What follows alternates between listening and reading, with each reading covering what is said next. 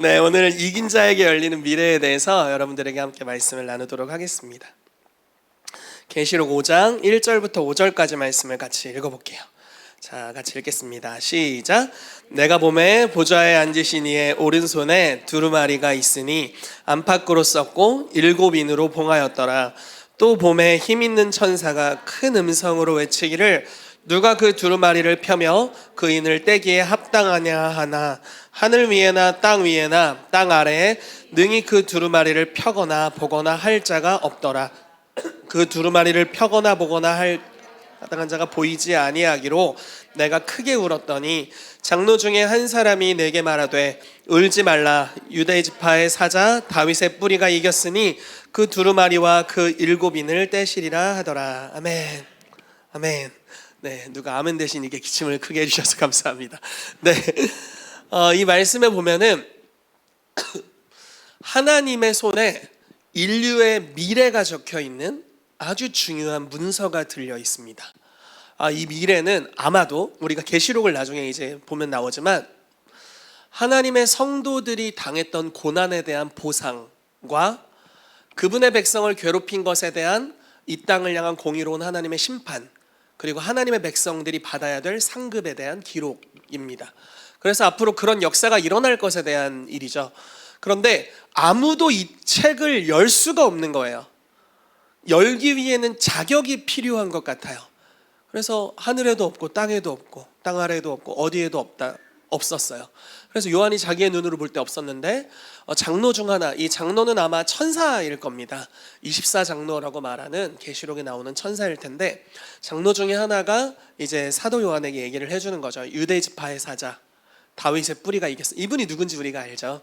자, 유대 지파의 계열로 오셨던, 그리고 다윗의 자손이면서 다윗의 뿌리가 되는, 이 족보가 이상해요. 네, 다윗의 자손이시잖아요, 예수님이. 그래서 다윗의 계보로 통해 나셨는데, 근데 다윗의 뿌리가 되세요. 인류의 조상이시니까. 그래서 다윗의 뿌리가 이기셨다. 그 7인을 떼실 것이다. 이렇게 나오고 있고요. 그리고 나서 제가 너무 길어서 여기 쓰진 않았지만 6절부터는 죽임을 당한 양의 모습을 하신 예수님이 등장하세요. 그리고 하나님으로부터 그분의 오른손에 있었던 책을 받아서 이제 이 인을 떼시면서 무언가 미래가 열리게 됩니다. 여러분, 이긴 자만이 열 수 있는 미래가 있다는 거예요. 예수님은 우리의 모본이 되세요. 이 본이 되시는 분이십니다. 그래서 예수님이 이긴 자로서 그분에게 허락된 미래를 열었다면 우리의 삶에도 우리가 동일하게 영적인 승리를 하게 될 때 우리의 닫혀 있었던 미래가 열리게 될 줄로 믿습니다. 저는 이 교회 가운데 그러한 돌파가 일어나게 되기를 예수 이름으로 축복합니다. 이것은 사실 굉장한 영적 전쟁에 대한 말씀이에요. 제가 축사를 강의를 하거나 영적 전쟁의 메시지를 나누는 경우가 많이 없는데 오늘은 귀신을 좀 심하게 미워하면서 오늘 메시지를 한번 나눠보도록 하겠습니다. 자, 5가지 주제에 대해 나누도록 할게요. 하나님이 우리를 부르신 부르심에 대해 이야기할 거고요. 우리의 대적, 귀신, 원수, 마귀에 대해서 이야기를 좀 할 거고요. 근데 싸움을 피할 수가 없습니다. 피할 수가 없어요. 왜냐하면 쫓아다니거든요, 얘네가. 그래서 피할 수 없는 싸움, 이기는 자의 부르심, 열리는 미래에 대해서 나누도록 하겠습니다. 자, 시편 139편 16절부터 18절까지 말씀을 같이 읽어볼게요. 시작. 내 형질이 이루어지기 전에 주의 눈이 보셨으며 나를 위하여 정한 날이 하루도 되기 전에 주의 책에 다 기록이 되었나이다. 하나님이여,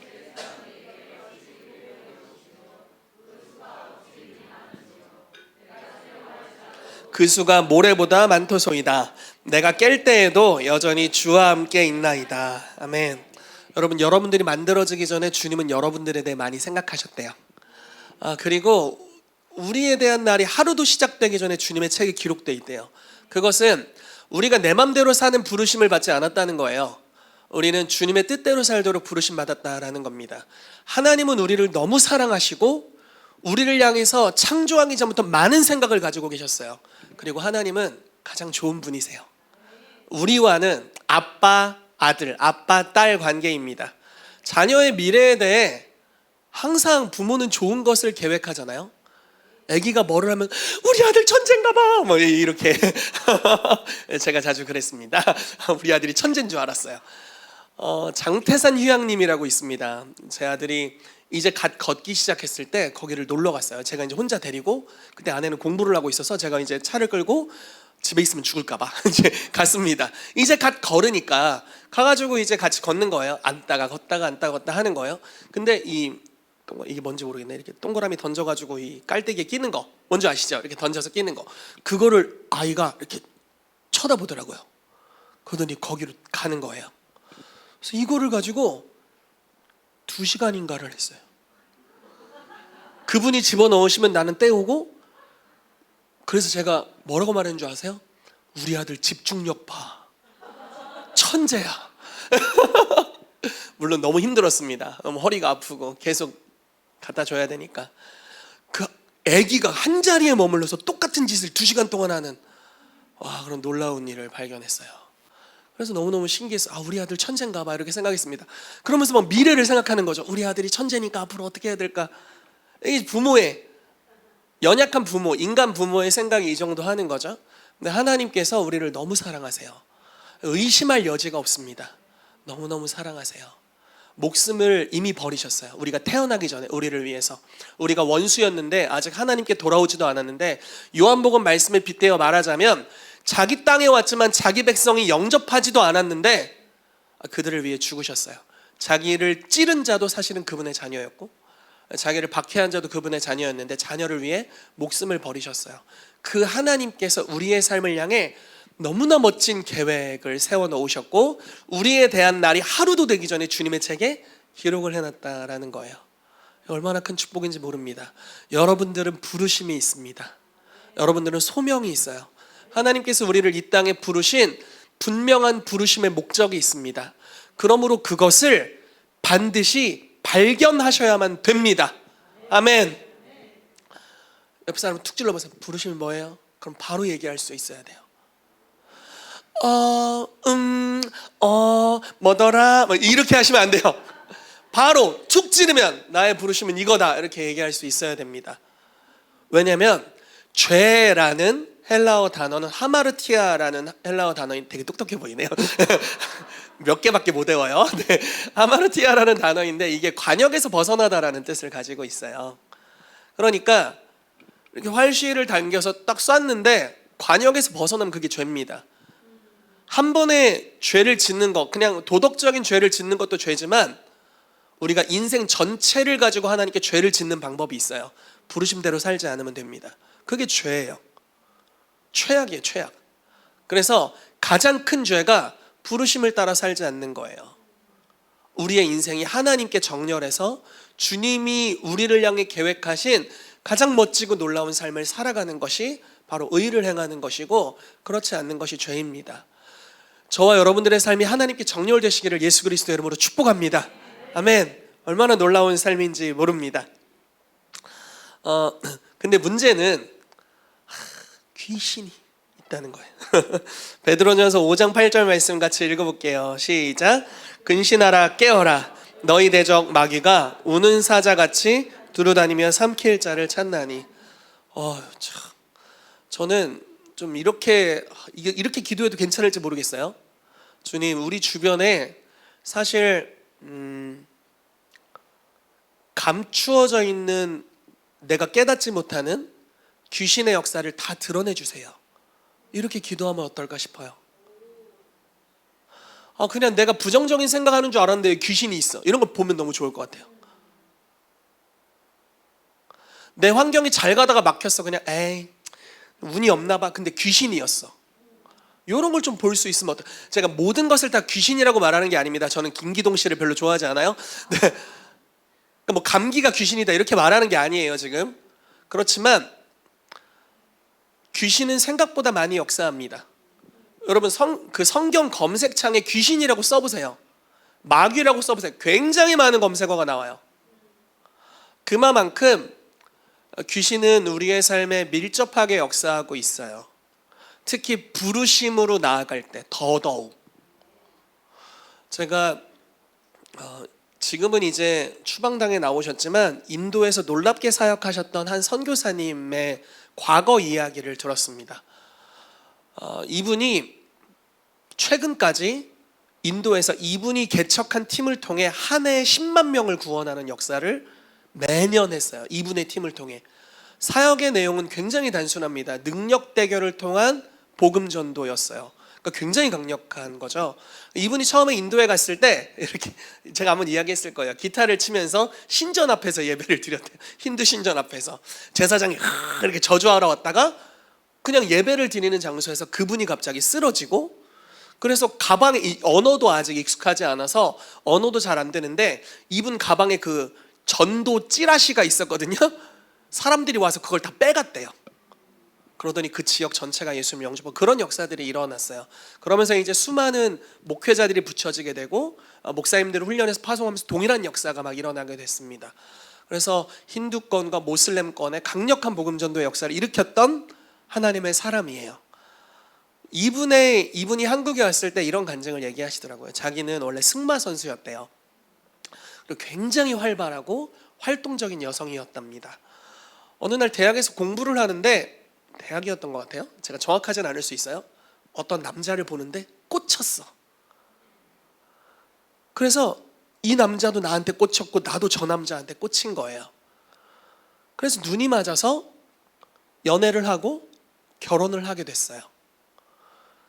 근데 그 남자가 사실 이상한 계열의 우상숭배를 하는 사람이었고, 아마 나중에 알기로는 인도 계열의 우상숭배를 하는 사람이었고, 이 아내를 엄청 폭행했습니다. 그래서 너무 많이 맞고 너무 많이 상하고 인생이 거의 망가졌어요. 우울증에 걸리고 맨날 구타당하고 너무 어려운 삶의 여정을 살다가 이제 가족들이 알고 개입을 하게 됐고 이혼을 하게 됐어요. 그래서 몇 년간 진짜 폐인처럼 사는 거예요. 그리고 그때는 몰랐죠. 그때는 몰랐어요. 남편에게 어떤 스피릿이 역사하고 있었다는 걸 그때는 몰랐습니다. 근데 어쨌든 우상숭배의 어떤 내력이 있었고, 자기가 삶의 그 무너진 틈에 있다가 주님을 만나고 극복하러 나올 때마다 자기가 당했던 그 트라우마 계속 떠올랐고, 어려웠지만 결국 하나님이 치유하셨고 극복하게 하셨어요. 그래서 대면에서 이겨냈습니다. 어둠의 영의 역사, 얼마나 네가 할 수나 있겠어 이렇게 했던 거죠. 이겨냈어요. 그리고 감동을 받아서 우리가 이제 연결되어 있는 채한 목사님에게 찾아가서 저 인도에 선교 나가고 싶습니다. 저 편도행 티켓 끊었고 돌아오지 않을 겁니다. 돈 없습니다. 갑니다. 기도해 주십시오. 이렇게 한 거예요. 그 채한 목사님이 그래 가라. 내가 우리 교회에서 널 파송해 주겠다 해가지고 교회에서 이제 성도였는데 파송을 받아 간 거예요. 그러면서 그런 부흥의 역사가 일어난 겁니다. 인도에서 사역을 하다 보니까 뭘 발견하게 됐냐면, 그 연애 시절 그 남자에게 역사했던 영을 인도에서 본 거예요.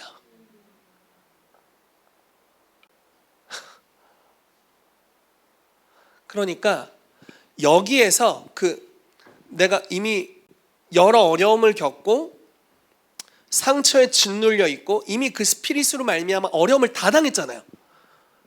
그리고 이제 회복기에 뚫었어.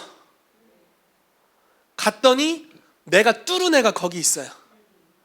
그래서 부흥이 너무 쉽게 일어났어요. 자, 조금 순서를 바꿔서 이야기해 보죠. 여러분들은 여러분들이 미래에 뭘 할지 알고 계세요? 근데 아마 지금 당하는 공격과 비슷한 영이 여러분들을 공격하고 있을 거예요. 좋은 소식인지 모르겠네. 하나 간증을 또 이야기해 드릴게요. 제가 아주 좋아하는 믿음의 사람입니다. 존 G 레이크라는 놀라운 치유 사역자예요. 그분의 치유 사역, 이제 저희도 힐링룸 사역을 하잖아요. 그분이 힐링룸이라는 개념을 처음 만든 사람은 아닌데 가장 활성화시킨 분입니다. 뉴욕에 힐링룸을 만들었는데요, 병자의 퍼센트가 줄어들었어요. 워낙 많은 치유가 일어나서. 그런 하나님의 사람인데, 그분의 초창기 가족의 대부분이 이른 나이에 죽습니다. 병에 걸려서요. 그리고 제가 알기로는 누이 하나가 남았고 자기 결혼했고 아내가 죽기 직전이에요. 누이와 아내가 죽기 직전이에요. 너무 괴로운 거죠.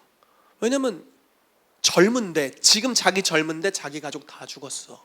병으로요. 이게 무슨 이런 저주가 있나? 하나님 우리를 사랑하시지 않나? 이런 생각도 얼마나 많이 했을까요? 왜냐면 다 크리스찬 가정이었고. 어느 날 성경을 읽는 거예요.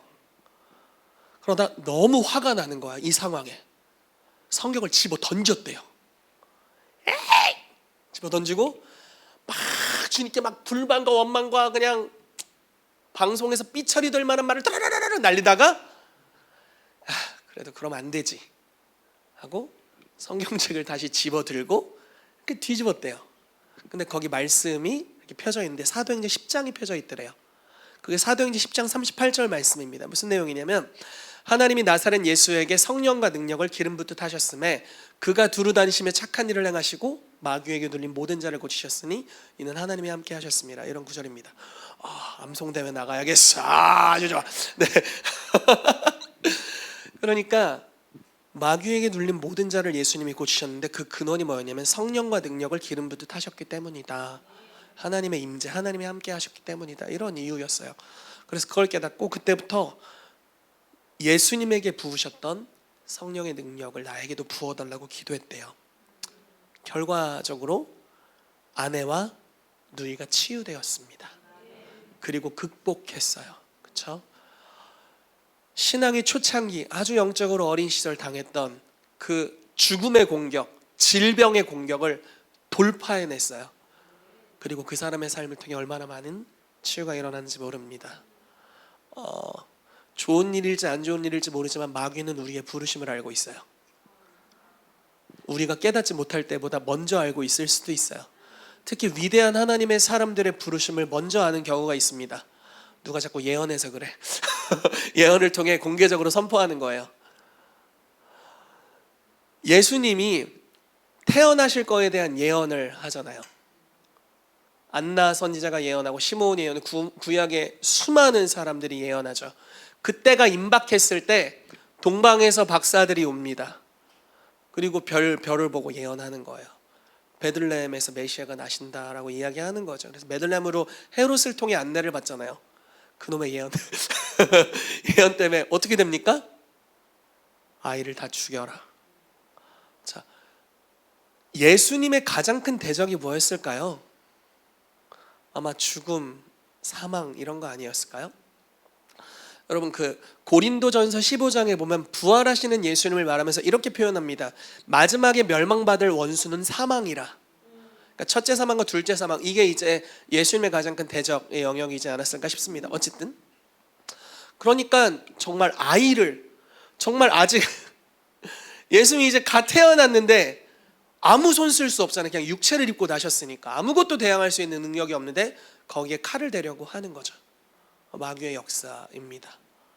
모세가 태어났을 때 어땠나요? 2살 이하의 나마를 다 죽여라.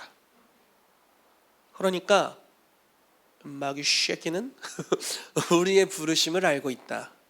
그리고 우리가 훗날 장성했을 때 우리의 밥이 될 그 존재, 우리의 밥이에요. 밥. 자, 갈렙이 말하잖아요. 저들은 우리의 밥이라, 우리의 먹이라. 이렇게 번역이 돼 있는데 먹이 좀 괜찮나요? 먹이도. 네, 우리의 먹이다.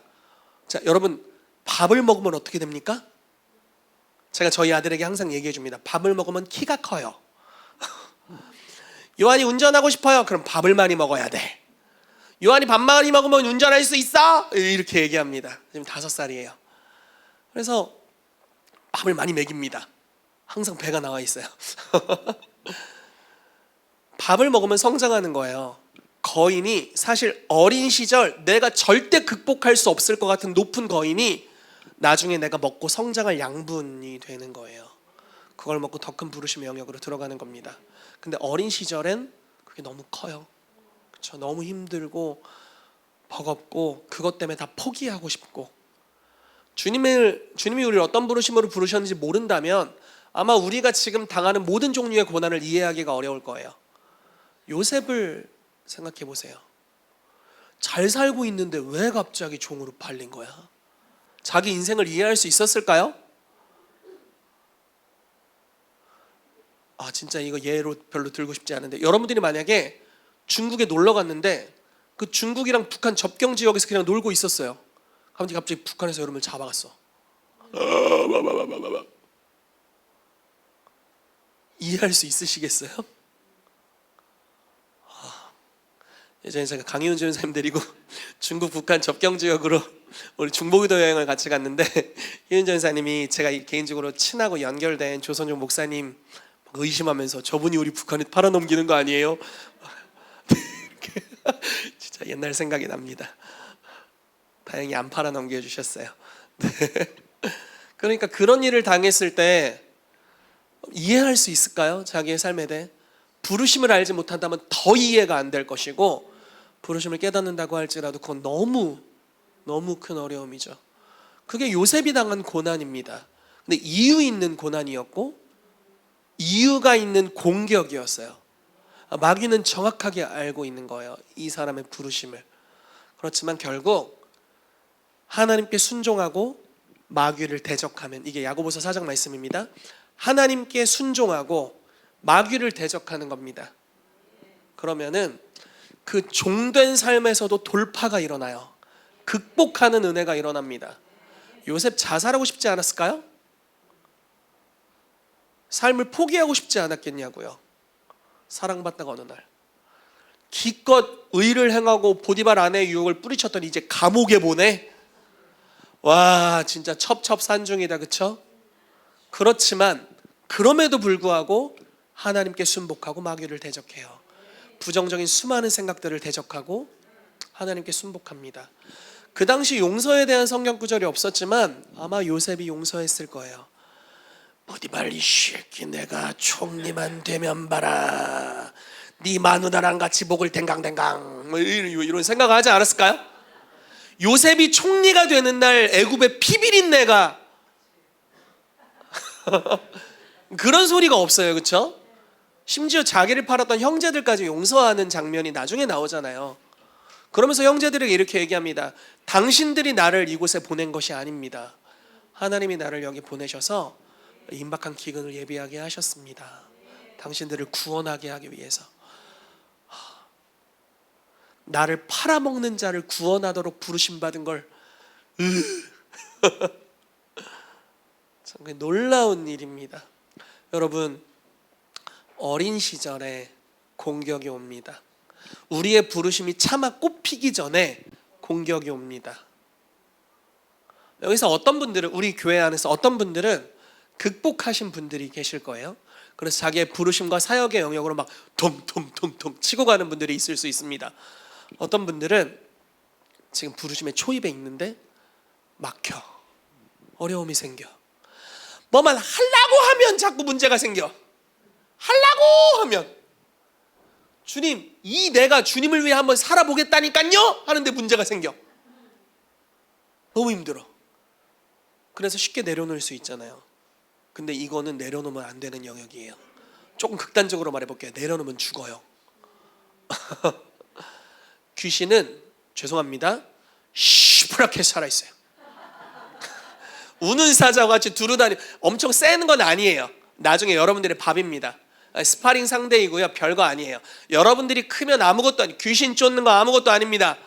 우리의 삶에 역사하는 귀신 아무것도 아니에요. 근데 어린 시절엔 너무 커 보인다고요. 그게 그 시퍼렇게 살아있어요. 나는 자는데 자질 않아. 걱정 마세요. 천사는 3배가 더 많아요. 천사는 3배가 더 많습니다. 그리고 하나님이 더 눈이 시퍼렇게 뜨고 계세요. 불꽃 같은 눈동자로 우리를 째려보고 계십니다. 그러니까 엄청 깨어있는 거예요. 어떻게 해서든지 죽이려고. 자, 마귀가 이 땅에 온 것은 도둑질하고 죽이고 멸망시키려 합니다. 명확해요. 그러니까 재수없게 어떻게 된 게 아니에요. 죽이고 도둑질하고 멸망시키는 게 걔네의 부르심이라고요. 의도적으로 누군가를 죽이려고 한다고요. 그게 여러분들이라고요. 그러니까 주님이 우리의 눈을 여셔서 진짜 숨어있는 귀신의 역사들을 다 보게 하시면 좋겠어요. 경각심을 느낄 수 있겠죠. 뭐야, 우연히 한 줄 알았는데 귀신이었네. 이런 것들을 좀 깨달을 수 있으면 좋겠어요. 그리고 또 하나, 감추어진 하나님의 우리를 도우시는 역사도 볼 수 있으면 좋겠어요. 와, 우리가 얼마나 많은 하나님의 도우심, 선한 인도하심을 받고 있는지, 이 두 가지가 다 열리게 되기를 예수 이름으로 축복합니다. 근신하라 깨어라 킹스 주빌리 교회여. 너희 대적마귀가 우는 사자와 같이 두루다니며 삼킬 차를 찾나니 삼켜지지 말고 그들을 삼켜라. 주님 말씀하시는 것 같습니다. 네, 그들을 먹으세요. 여러분들의 먹이입니다. 아멘. 자, 사도행전 아주 긴 말씀인데 사도행전 7장 18절부터 36절까지를 좀 천천히 제가 읽어드릴게요. 네, 너무 길다. 천천히 읽으면 제가 좀 설명을 해드리겠습니다. 자, 이 사도행전 7장은 스데반의 설교예요. 이스라엘의 그 족장들의 역사로부터 시작해서 출애굽까지의 사건을 이렇게 요약을 해줍니다. 아주 탁월한 요약을 해줘요. 그 내용 중에 일부분입니다. 18절부터 볼게요. 요셉을 알지 못하는 새 임금이 애굽 왕위에 오르매 그가 우리 족속에게 교활한 방법을 써서 조상들을 괴롭게 하여. 자, 요셉을 알지 못하는 새 왕이에요. 근데 요셉이 어떤 사람이죠? 애굽의 총리였고 애굽의 2인자였고 실제적인 거의 왕이었어요. 그렇죠? 이스라엘 백성은 어떤 사람입니까? 요셉의 족속이에요. 요셉의 가족들입니다. 그러므로 거의 왕족이나 다름없는 자들이었고요. 그리고 요셉이 애굽에서 통치할 때 이런 정책을 사용합니다. 7년의 풍년간 그 세금을 곡식의 20%를 걷어요. 그래서 창고 곳곳에 모아놓습니다. 그리고 나머지 흉년의 7년간 그걸 조금씩 풉니다. 공짜로 푼 게 아니라 돈 갖고 와라. 돈이랑 곡식을 바꿔주었고요. 그리고 돈 다 떨어졌습니다. 땅 문서 갖고 와라. 땅과 곡식을 바꿔줬고요. 이제 아무것도 없습니다. 몸뚱이를 팔아라. 몸과 곡식을 바꿔줬습니다. 그래서 애굽의 모든 시민은 왕의 종이 돼요. 그래서 그들은 노예가 됐어요. 반면 고센 땅에 거했던 이스라엘 백성은 노예가 아니죠. 신분이 누가 위에요? 이스라엘 백성이 위입니다. 근데 요셉을 알지 못하는 새 왕이 일어났는데 다 노예들과 함께 살고 있는데 고센 땅에 자유인들이 있어요. 이스라엘 백성이고 하나님의 애를 얼마나 많이 낳게 했는지 400년 만에 75명에서 300만 명이 됩니다. 그러니까 진짜 민족이 돼버린 거예요. 아마 애굽 인구보다 더 많지 않았을까 싶기도 하고요. 너무 속도가 빠르고 민족이 크니까 아마 이런 생각을 한 거죠. 저쪽에 바깥에 있는 이방 사람들과 이스라엘이 연합하면 우린 막을 수가 없다. 이 반란을 막을 수가 없다. 이렇게 생각을 한 겁니다. 그래서 교활한 방법을 써서 이렇게 너네는 종이야. 종이다. 벽돌을 굽거라. 이렇게 시작한 거예요. 그러면서 괜히 막 성 같은 거 짓고 피라미드 짓고 한 겁니다. 그러면서 이제 높은 성을 짓고 노예로 부려먹기 시작했는데 또 그런 줄 알고 또 그냥 살아. 노예로. 부려먹는 대로. 그러니까 교활했던 거죠. 굉장히 교활했던 거예요. 반란을 일으키고 일어났어도 됐지만 아무튼 섭리적으로 그렇지 못했습니다. 그러다가 조상들을 괴롭히다가 그래도 번성하니까 어린아이들을 내버려 살지 못하게 하려 한다. 이런 표현이 있어요. 십부라와 부하라는 그 산파? 애날 때 도와주는 이제 조산 이렇게 도와주시는 분 산파가 있었는데 그분들에게 이야기를 하는 거예요. 바로 왕이 이스라엘 여인들이 애를 낳으면 남자는 죽이고 여자애는 살려라 이렇게 하는 거예요. 근데 하나님을 경외하는 자들이니까 그럴 수가 없잖아요. 그러니까 막 왕에게 가가지고 뻥치는 거예요. 아유 가기 전에 애를 낳아버리슈 뭐 이렇게 이렇게 얘기하는 거예요. 그래서 이제 이렇게 못하는 거죠. 그랬더니 이제 애굽 모든 백성에게 명령해요. 남자가 태어나면 그 나일강에 갖다 버려라. 그러니까 다 감시하는 거야. 애굽 사람이 다. 응애 소리만 났는데 남자면 무조건 갖다 버리는 거예요. 그러니까 얼마나 나일강의 애들 시체가 난리가 났을까요? 모세의 부모가 둘 다 레위인이었고 결혼을 했는데 아이가 임신됐고 아이가 태어났습니다. 모세가 태어났죠. 너무 아름다운 아이였어요. 아마 부르심을 알아보지 않았을까 싶어요. 이 아이 특별하다. 그래서 3개월간 감춥니다. 어떻게 감췄을까? 울음소리가 그렇게 컸을 텐데 어쨌든 감추다가 더 이상 안 되는구나. 그래서 모든 아이들이 버려지는 나일강에 버리는데 그냥 버리지 않고 갈대상자에 역청을 발라서 싸는 거죠. 물에 뜰 수 있게. 그리고 참 감사해요. 죽여야 되잖아요. 바로 왕의 명이잖아요. 근데 그 바로가 누구예요? 나중에 모세가 정면으로 대항해야 될 자였어요. 부르심이라니까요. 태어날 때부터 죽이려고 한다고요. 태어날 때부터 갈대상자 해가지고 모세가 무슨 힘이 있어? 그냥 나일강에 그 뭐 갈대숲에 이렇게 조용히 놨어요. 그리고 미리암이 뒤에서, 참 미리암도 엄청 지혜롭죠? 이렇게 놓고 애굽 공주가 오니까 싹 숨어 있어. 그러니까 저기 뭐 갈대상자가 떠 있으니까 공주가 수상하게 여기고 저 뭔지 종 보고 갖고 오라고 합니다. 갖고 오니까 애야, 모세가 갑자기 그 부르심의 능력을 발휘합니다. 응애 하면서 막 활짝 웃어. 응애 이쁘죠? 약간 이렇게. 그러니까 너무 이쁘네 하는 순간 미리암이 그냥 적극적으로 대쉬를 해서, 혹시 공주님 제가 히브리 여인을 데려다가 젖을 먹이게 할까요? 이렇게 해. 그래 그렇게 해라. 엄마를 데리고 와버려요. 공주가 이렇게 얘기합니다. 엄마한테 돈 줄 테니까 애 먹여라. 내 새끼 먹이는데 돈 받아. 갑자기 기적이 일어났어요. 기적이 일어났어. 그래서 왕궁으로 들어가게 되고 왕자로 지내게 되죠.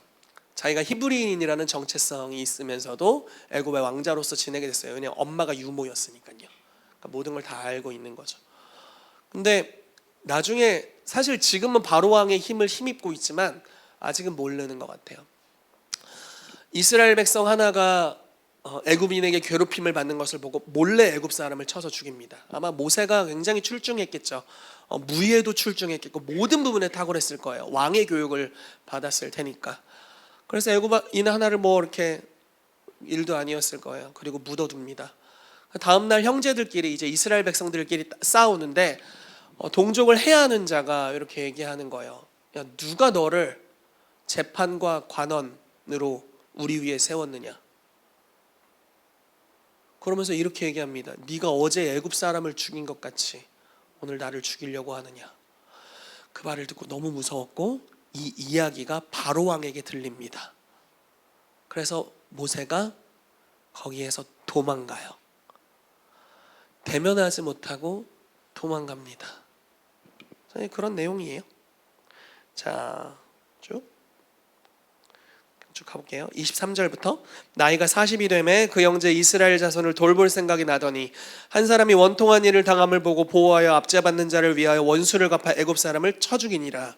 그는 그의 형제들이 하나님께서 자기의 손을 통하여 구원해 주시는 것을 깨달으리라고 생각하였으나 그들이 깨닫지 못하더라. 그러니까 40세 때 이미 알았어요. 나는 형제를 구원하는 자구나. 이미 알았다는 거예요. 근데 이튿날 이스라엘 사람끼리 싸울 때 모세가 와서 화해시키려 하여 이르되 너희는 형제인데 어찌 서로 해치느냐 하니 그 동물을 해치는 사람이 모세를 밀어뜨려 이르되 누가 너를 관리와 재판장으로 우리 위에 세웠느냐? 너무 놀라지 않았을까요? 자기 부르심이라고 느꼈어요. 형제들 위해서 관리와 재판장이 되어서 그들을 바로왕의 손으로부터 구출해낼 자, 자기의 부르심을 뚜렷이 알고 있는데 자기가 이끌 백성이 자기를 대적해요. 그리고 대적해야 될 바로는 왕이라 너무 무서워. 그 두 가지에 다 걸려 넘어진 거예요. 지금 29절 보세요. 모세가 이 말 때문에 도주하여. 자, 그 말 때문에 도주했는데 출애굽기를 보면 그 말이 바로 왕에게 들려서 바로가 모세를 죽이려고 합니다. 그래서 도주해요. 그 다음에 어떤 일이 일어날까요? 40년이 참에 40년 뺑뺑이 돕니다. 여러분, 도망가면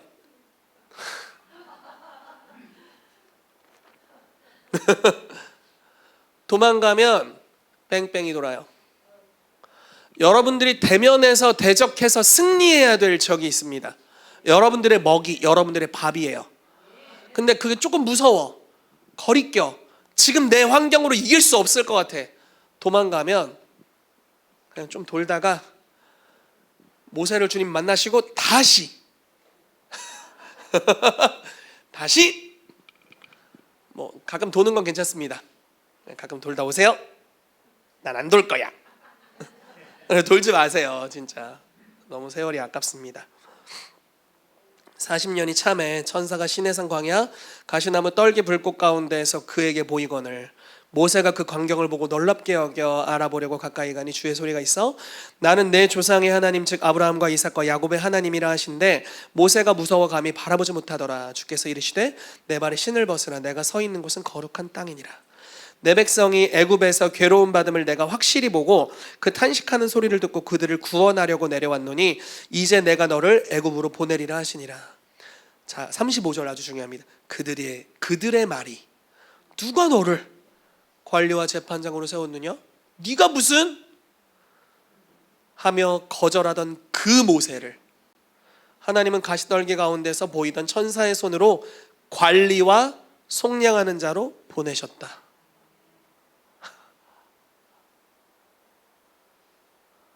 모세가 얼마나 진짜 샌드위치예요. 샌드위치.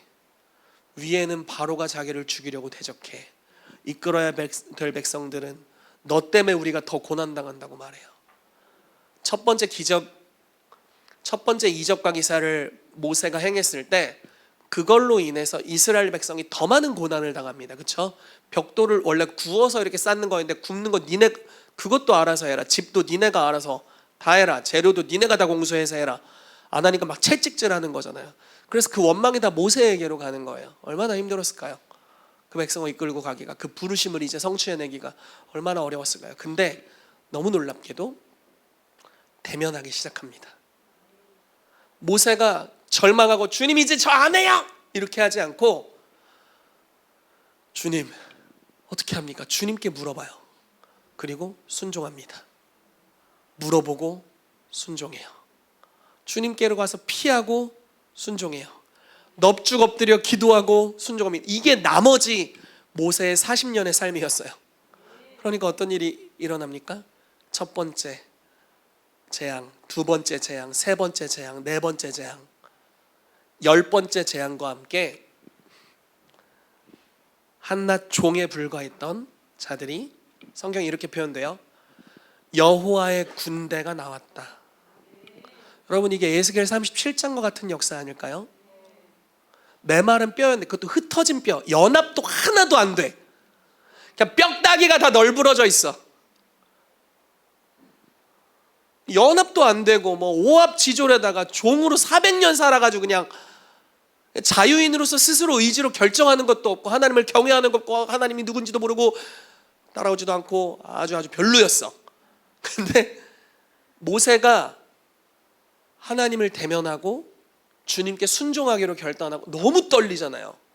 40년 도망 다녔는데 이제 대면해, 이제 난 노인인데 너무 떨리지만 말 못해요. 그랬더니 아론이랑 가라.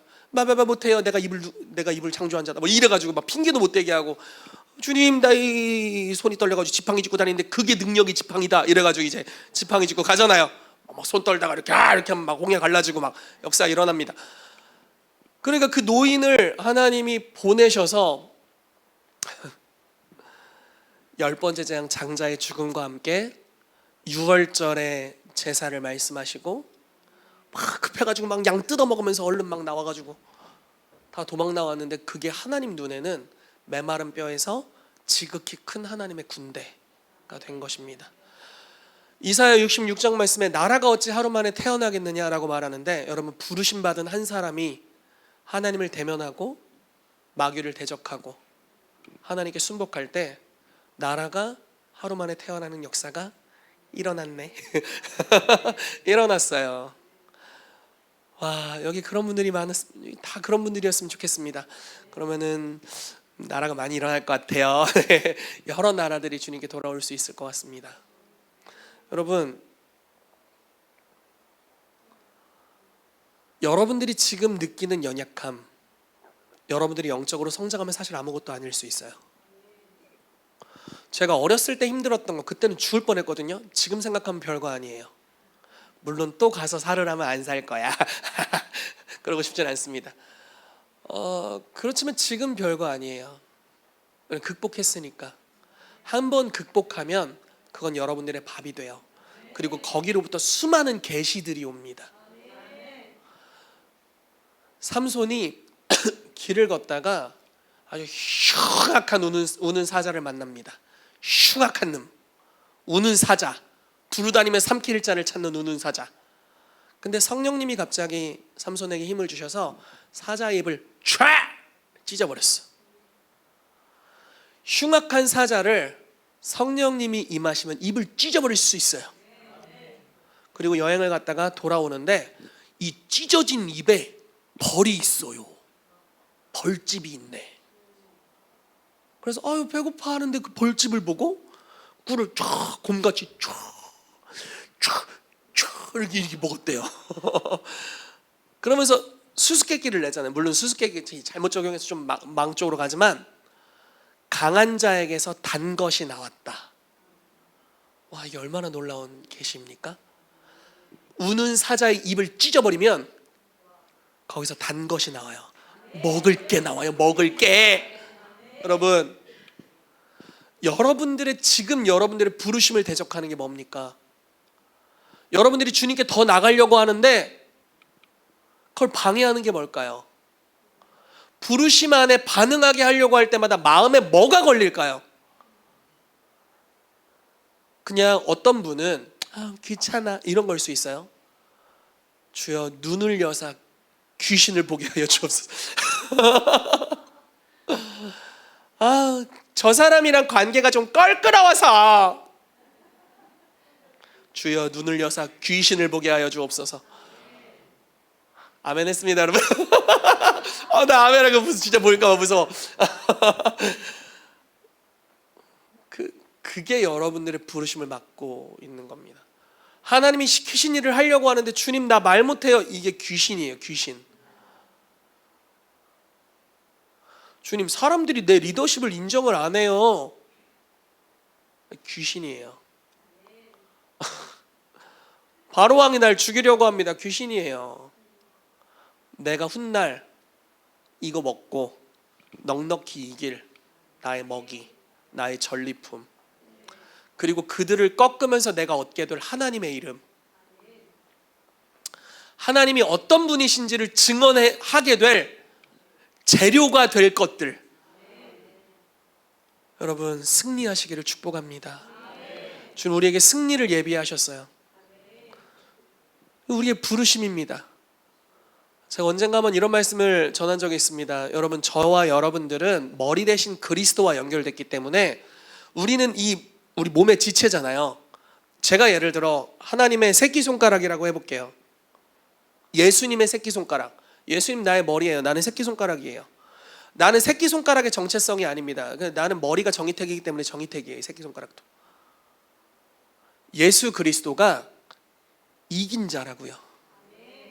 나 한 번도 영적 진영 이긴 적 없고 귀신 보면 맨날 도망갔는데 연결됐어. 정체성이 뭐라고요? 이긴 자라고요. 그래서 이겨야 이긴 자가 되는 게 아니라 믿는 시작부터 그분께 접붙여져서 이긴 자로서 부르심으로 이기라는 거예요. 너희는 세상의 빛이라 빛의 자녀들처럼 행하라. 이 순서로 가는 겁니다. 우리가 누군지로부터 시작해서 그 삶을 실제로 살라라는 거예요. 여러분들이 여태까지 여태 졌어도 상관없어요. 싸워서 한 번도 이겨본 적이 맨날 두드려 맞기만 했다 상관없어요. 영적으로도 맞아보고 육적으로도 맞아봤다 상관없습니다. 우리의 그리스도가 이긴 자세요. 그게 그래서 우리의 부르심입니다. 그래서 여러분들 이기셔야 돼요. 자, 말씀을 정리하겠습니다. 이긴 자에게만 미래가 열려요. 이게 참 냉혹하면서도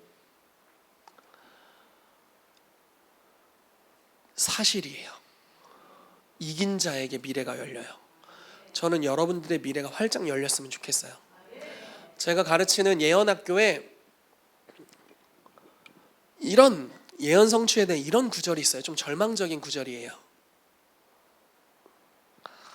수많은 이들이 승리의 문턱 앞에서 주저앉아서 시체가 됐다. 이런 구절이 있어요.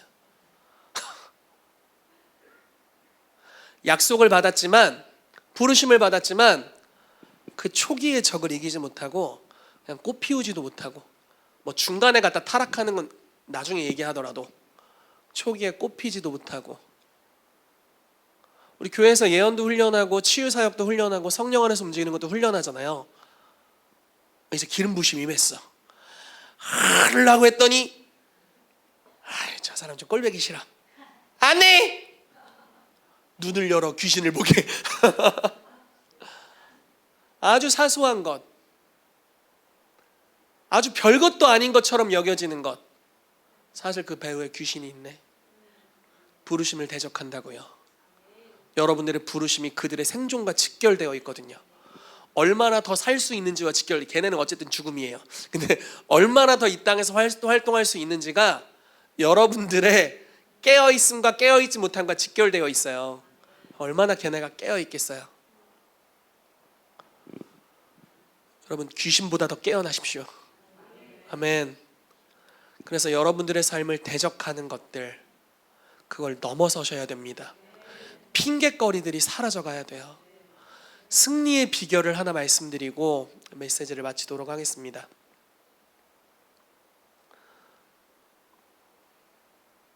아이고, 제가 꺾어버렸네요.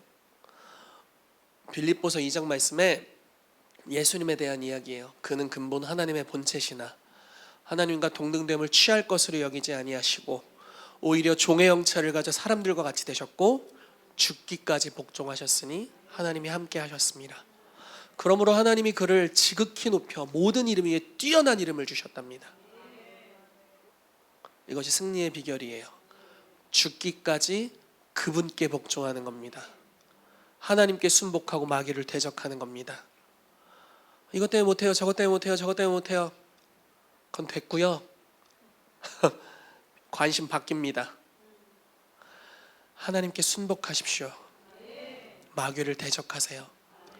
그냥 핑계, 여러분들이 내는 모든 종류의 핑계 하나님 다 이해하세요. 다 이해할 수 있죠. 이해 못하는 게 어디 있습니까? 다 이해해요. 근데 이해하면 뭐? 내가 이해해서 여러분들이 돌파되면 할렐루야. 돌파가 안 돼. 이해만 해주는 거예요. 난 널 이해해. 그래, 이해해서 뭐? 돌파가 안 일어나. 돌파가. 여러분, 하나님께 순복하는 것만이 돌파를 가져옵니다. 순종이 돌파를 가져와요. 그분의 말씀은 진리이고 돌파의 문을 엽니다. 여러분들을 공격하는 대적의 수많은 공격들, 부르심의 길로 나아가는데 수많은 핑계들,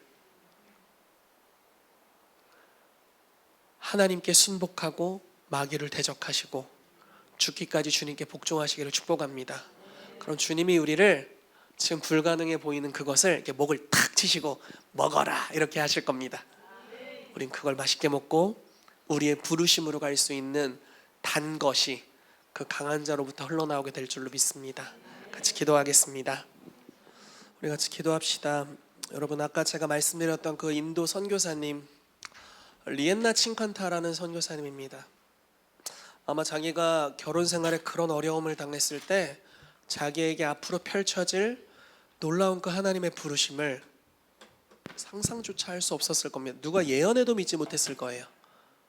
예수님이 나타나셔서 말씀해 주셔도 믿기 어려웠을 겁니다. 근데 그게 자기 부르심이었어요. 부흥의 사람, 인도에 하나님의 불을 던지고 하나님의 교회를 개척하는 자, 자기의 놀라운 부르심이었습니다. 근데 그 어린 시절, 영적으로 어린 시절 몰랐습니다. 그것만 극복하면 그 다음에 펼쳐질 미래가 있었는데 그걸 알지 못했어요. 존 드레이크, 뉴욕시의 질병을 없애버린 사람이죠. 몰랐어요. 자기 가족이 그렇게 질병의 노예가 되어 죽어갈 때는 몰랐습니다. 그렇지만 기도하죠. 능력을 구합니다. 더 구하고 더 구하고 내 가족을 살릴 때까지 기도해요.